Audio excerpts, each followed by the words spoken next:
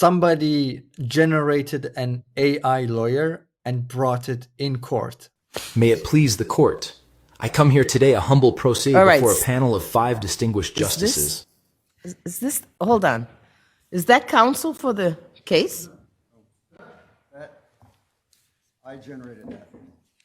I'm sorry? I generated that? That is not a real person. Okay, it would have been nice to know that when you made your application.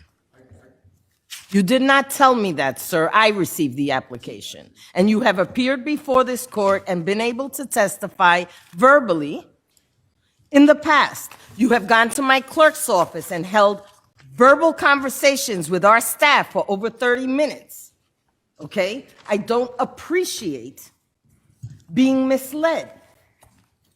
So either you are suffering from an ailment that prevents you from being able to articulate, or you don't.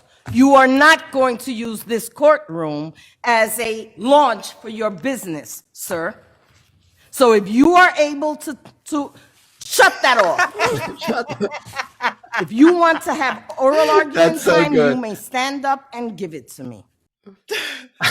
I would like to hear the AI argument. You can check also the comments, a few comments. The comments were really funny.